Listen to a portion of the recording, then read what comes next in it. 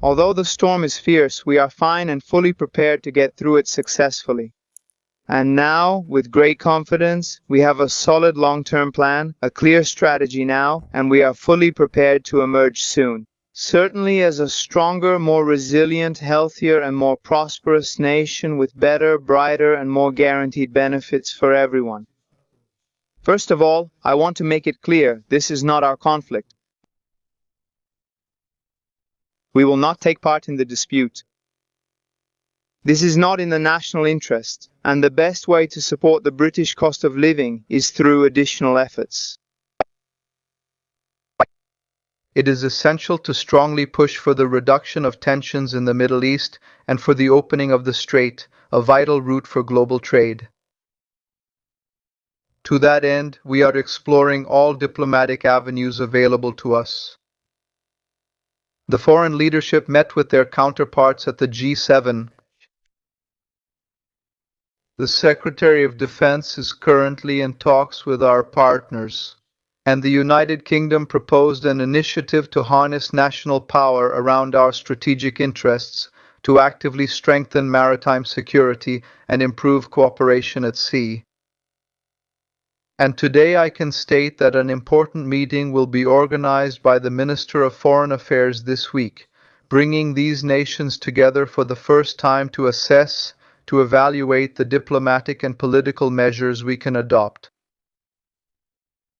A united front of military power and necessary diplomacy, which includes a strong partnership with industry for rapid mobilization after the war, and above all, clear, calm, effective, and truly inspiring leadership. That is what this country has been prepared to offer since the beginning of this complex situation. My guiding principle has always been the British national interest, and certainly ensuring freedom of navigation in the Middle East is a very important British national interest. That is absolutely essential. Now I will talk about the impact this has on our country because I know this is causing concern, which is natural. People turn on the TV, look at the screen and see explosions, destroyed infrastructure, and acts of aggression. You understand me? But I understand very well that people are very worried that this will have a big negative impact on the family and on their homes. They see this at the gas pumps and get worried about their energy bills. It is the government that must respond in these moments, not only with immediate action, but also with a clear understanding and firm guidance. We need decisiveness. In fact, we face the difficulties imposed by the left and by rising prices in that decade, and we believe that Great Britain would have a more skillful and prosperous future for us. In the end, I believe that's exactly what was missing in many crises. We are willing to, in any way, I am prepared to ask the British people to go through another economic crisis and come out the other side. And say that everything is back to the way it was before. Life is completely normal again.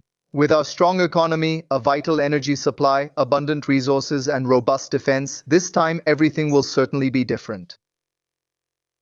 We will make the United Kingdom an even fairer and safer country. To tell the truth, this hope is the fundamental key to unifying our entire nation. And the way we overcome this crisis is what will truly and ultimately define our generation forever.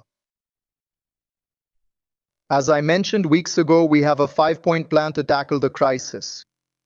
Today, we are reducing every family's energy bills by another £100.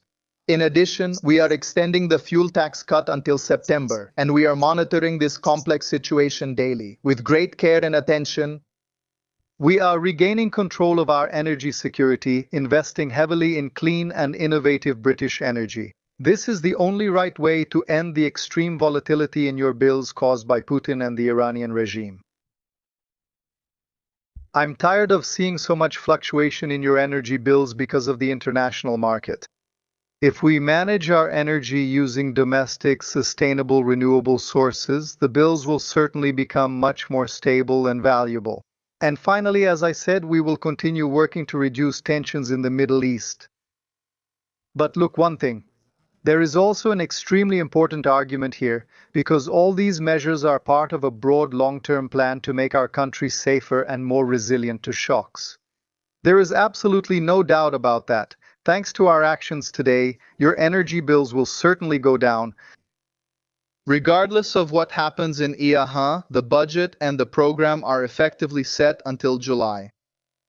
Here today, if there is an agreement between the parties, the process will be resolved within a year. Instead of increasing right now, if you continue with the national minimum, increase your participation. Have you already received the state pension payment here? This week, the Irish two-page duplication will be ended, increasing the output of work from poverty by 450,000 pages. Pioneering labor protections will be introduced into law later this week, contributing significantly to economic security. Well, some people might say there's nothing new here. It was already planned before. Of course I say yes, and that's exactly my point, the overall point. Since the war in Ukraine, in 2022, everything I did in politics was a response to this new and dangerous world. We advocated for taxing the extraordinary profits of oil and gas companies in the budget. We focused heavily on the cost of living. We always emphasized the need for clean British energy, and we invested heavily in that. We are fully aware that, in fact, ensuring a secure, resilient, and prosperous nation is our main challenge and the most fundamental duty to the British people. No, this won't be easy at all. In fact, it won't be an easy task. In the coming weeks, we will continue to carefully assess each of the economic impacts that arise. We will firmly defend British national interests and will continue doing everything possible to lead our country in a peaceful and safe way. Passar por esta tempestade. However, it is becoming increasingly clear that as the world stubbornly moves down this dangerous path, our vital national interests require an even closer partnership with our allies in Europe and the European Union. We are also making considerable progress in important areas such as agriculture, electricity, emissions, trade, and other essential sectors. But, as the Chancellor rightly said, Brexit has caused deep and lasting damage to our economy, and the crucial opportunities to strengthen security and reduce the cost of living are so important that they cannot be ignored. In the coming weeks, we will be announcing a highly significant summit with our European Union partners. At this important summit, the United Kingdom will firmly reaffirm all the commitments that were made at last year's summit.